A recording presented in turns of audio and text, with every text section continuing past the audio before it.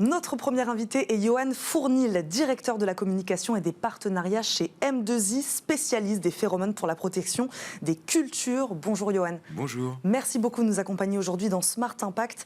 Je le disais, l'ère des pesticides est-elle révolue? Je vais vous poser la question. Le pacte vert européen se fixe pour l'instant l'objectif d'une baisse de 50% d'ici à 2030 de l'utilisation des pesticides de synthèse et des pesticides les plus dangereux.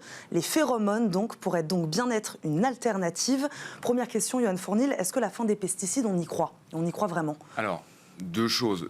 La réduction et les objectifs européens, oui, on y croit. Ouais. Donc, on constate en tant qu'acteur de la protection biologique des plantes, au niveau français, européen et mondial, une convergence des volontés de tous les acteurs, à la fois la société civile, les consommateurs, les agriculteurs eux-mêmes, les grands groupes de l'agrochimie et évidemment les pouvoirs publics. Tout le monde pousse dans le même sens, donc on a une vraie conviction de voir tous les acteurs aller vers cet objectif d'une agriculture plus raisonnée et plus raisonnable à horizon 2025-2030.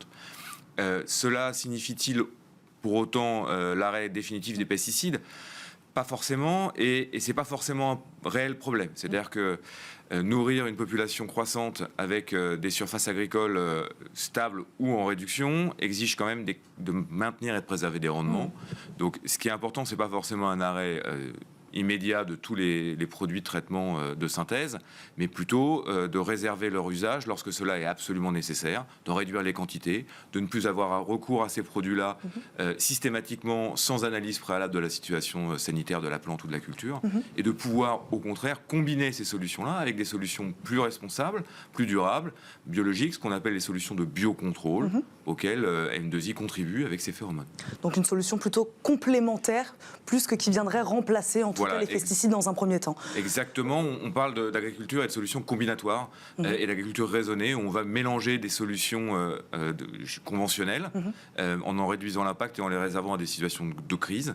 Et puis on va venir compléter en amont pour les engrais, la stimulation, et en aval pour la lutte contre les insectes, avec des solutions vertes, durables et respectueuses de la nature. Vous parliez de volonté de tous les acteurs. Aujourd'hui, comment vous, ou des solutions comme la vôtre, sont appuyées par les institutions européennes, par exemple? Comment elles sont soutenues?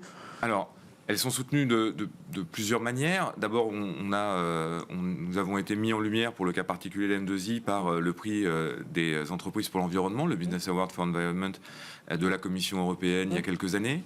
Nous avons également bénéficié du prix Entreprise et Environnement dans le cadre des accords de la COP, de la COP 21. Nous avions été récompensés. Donc, c'est des manières des pouvoirs publics français ou européens de soutenir les actions et de mettre en lumière les initiatives louables qui présente l'avantage d'être à la fois une mise en avant et une valorisation du patrimoine industriel et du savoir-faire industriel français et européen et des solutions d'avenir. Il y a également, bien entendu, des plans d'aide et de subvention. Il y a des plans d'aide à la recherche et au développement au niveau européen et très actifs également au niveau français. Et puis, plus auprès de nous également, les plans France Relance qui contribuent à la fois pour soutenir les innovations industrielles et les implantations industrielles sur le territoire et également contribuent à favoriser l'émergence de solutions plus responsables pour la préservation de l'environnement et de la biodiversité dans le cadre de l'agriculture. Johan Fournil, vous, depuis quand, en tout cas chez M2I, depuis quand vous travaillez à l'élaboration d'une alternative aux pesticides? On en parle, c'est vrai, depuis quelques années maintenant. Vous, depuis combien de temps vous travaillez sur cette solution-là? L'entreprise a été créée fin 2012. Nous sommes aujourd'hui à peu près 200 personnes réparties sur 4 sites en France, puisque l'entreprise est en 100% made in France. Et donc cette conviction d'utiliser des savoir-faire de chimie traditionnelle et des actifs industriels français pour développer une solution très innovante sur la protection des plantes et des cultures. C'est une idée qui a émergé 2012-2013, donc très en avance. On est aujourd'hui dans l'air du temps, à la fois pour la relocalisation d'activités industrielles et le développement de solutions alternatives pour traiter les cultures. Donc aujourd'hui, on bénéficie effectivement ça fait résonance aux attentes des clients, aux attentes des pouvoirs publics. On était un peu en avance puisqu'on l'a fait il y a près de 10 ans désormais. Bon, j'ai tenté d'expliquer tout à l'heure comment fonctionnait votre solution, mais je pense que vous allez le faire mieux que moi. Rappelez-nous déjà, peut-être pour ceux qui nous écoutent, la définition des phéromones. Qu'est-ce que c'est? Alors, les phéromones, ce sont des odeurs qui sont naturellement émises par les insectes pour communiquer entre eux. Les insectes privilégient la communication olfactive à la communication sonore ou visuelle. Donc ces phéromones, ce sont donc des odeurs, des composés volatiles, des odeurs, des molécules assez complexes que nous allons reproduire à l'identique en laboratoire. Donc c'est vraiment... Donc des phéromones artificiels. C'est des phéromones de synthèse, mais qui sont totalement biomimétiques, c'est-à-dire qu'elles reproduisent exactement, avec une extrême précision, les molécules qui sont normalement émises par les insectes. Donc c'est vraiment de travail de précision qui s'approche de la chimie pharmaceutique, en termes de savoir-faire, en termes de capacité de production et de savoir-faire de réplication à l'identique absolument, parce que si vous déviez très très légèrement, l'odeur ne fonctionne plus et elle ne joue plus son rôle sur l'insecte. Donc une fois que nous avons reproduit ces odeurs, on s'en sert pour piéger les insectes en question, les désorienter, en empêchant leur rencontre et leur reproduction, ou également les repousser. Piéger, désorienter, repousser. Qu'est-ce qui différencie justement les conséquences, ce résultat concrètement, par rapport à des pesticides ? Alors, déjà, la première chose, c'est que nous n'inoculons aucune substance toxique à l'insecte. Il s'agit d'une technique qui est une technique de leurre, puisque nous reproduisons l'odeur qui est normalement émise par l'insecte. Donc la biodiversité est préservée. Exactement. Ici. Tout à fait. Donc nous reproduisons l'odeur de l'insecte lui-même. Nous allons le troubler, puisqu'il va penser avoir affaire à un insecte, alors qu'il va avoir affaire à un piège qui émet la même odeur que lui, par exemple. Ou alors il va penser avoir affaire à une femelle, alors qu'il aura affaire à un diffuseur d'une phéromone, et donc il va être dans l'expectative, il ne trouvera pas une partenaire pour se reproduire, donc pas de reproduction, pas de prolifération, donc pas de dégâts sur les cultures.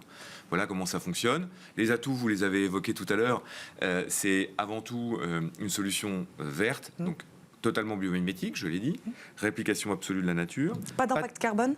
Pas d'impact carbone. On est dans une démarche de production industrielle, mais raisonnée, avec des produits qui sont biosourcés, des formulations qui sont 100% naturelles, à base de cire naturelle, d'eau, de matériaux organiques.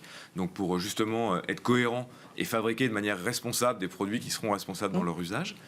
Et donc, respect de la biodiversité, puisque les phéromones sont propres et uniques à chaque espèce. Donc la phéromone de ravageur de la tomate va laisser totalement imperméable tous les autres insectes dans la nature. Et donc on va avoir un effet uniquement sur l'insecte nuisible ciblé. Donc pas de résidus non plus, puisqu'il s'agit d'odeurs et de composés volatiles. Pas d'intrants dans les sols.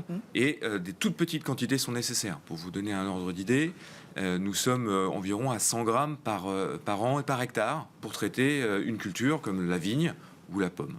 En comparaison avec les pesticides, peut-être pour ceux qui nous écoutent, une solution comme la vôtre, combien on gagne justement, ou combien on économise en tonnes de pesticides ? Alors, est-ce que ça, c'est des calculs que vous êtes capable de réaliser ? Tout à fait, c'est des calculs que nous réalisons. L'activité commerciale de M2I au cours de l'année 2021 a permis d'éviter à l'échelle de la planète presque 22 000 tonnes de pesticides, ce qui équivaut approximativement à la consommation annuelle de pesticides d'un pays comme la Pologne ou l'Afrique du Sud.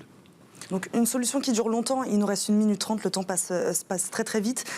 Comment ils sont diffusés ces phéromones ? Expliquez-nous, puisque je crois que c'est aussi ce qui fait votre particularité. Vous avez déposé des brevets là-dessus. Expliquez-nous en quelques secondes comment ça marche. Et pourquoi ils restent aussi longtemps justement dans l'air. Le tour de force, c'est d'abord d'être capable de reproduire ces molécules à l'identique, de les produire en quantité industrielle et ensuite de les diffuser de manière pérenne et régulière sur les parcelles. Nous avons développé une quinzaine de brevets, notamment autour de la formulation. Donc la formulation de ces phéromones qui sont dans une solution de cire et d'eau qui va permettre, de l'appliquer le plus simplement possible et le plus facilement et le plus intuitivement possible par les cultivateurs et les agriculteurs, mais également qui va permettre une diffusion très régulière avec des toutes petites quantités pour une efficacité maximale, puisque nous obtenons des résultats comparables en termes d'efficacité à des insecticides conventionnels.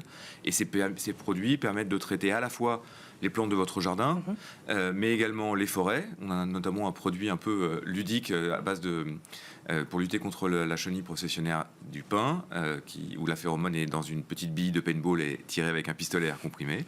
Mais nous avons également des solutions qui sont commercialisées dans près de 70 pays, qui sont pulvérisables, liquides, pour traiter des vignes ou des vergers, ou même demain des grandes cultures de riz, de coton ou de céréales. Je rebondis sur ce que vous dites en quelques secondes. Comment elle est accueillie, cette solution, par les agriculteurs aujourd'hui, et qu'est-ce qui pourrait être encore les freins peut-être ? Est-ce que c'est une question de coût ? Est-ce que c'est une question de mise en place ? Alors, Les phéromones sont une vieille science, une science qui a émergé à la fin des années 70, mais les freins étaient la qualité de la fabrication de la molécule et puis sa simplicité d'application. Les technologies brevetées de formulation que j'ai évoquées, qui permet de l'appliquer avec une bille dans des grands arbres ou de le pulvériser de manière très simple dans des vignes, lèvent les derniers freins à l'adoption des agriculteurs ou des viticulteurs qui vont juste remplacer un bidon qui contenait un insecticide conventionnel par un bidon de phéromones en l'appliquant avec les mêmes outils, aux mêmes périodes, de la même manière, sans avoir besoin de changer complètement leur pratique culturelle. Merci Yoann Fournil d'avoir répondu à nos questions, d'être venu nous voir dans Smart Impact aujourd'hui, nous avoir présenté cette solution de phéromones. Je le rappelle, vous êtes le directeur de la communication et des partenariats chez M2I. Merci beaucoup d'avoir été avec nous. C'est l'heure de notre débat RSE.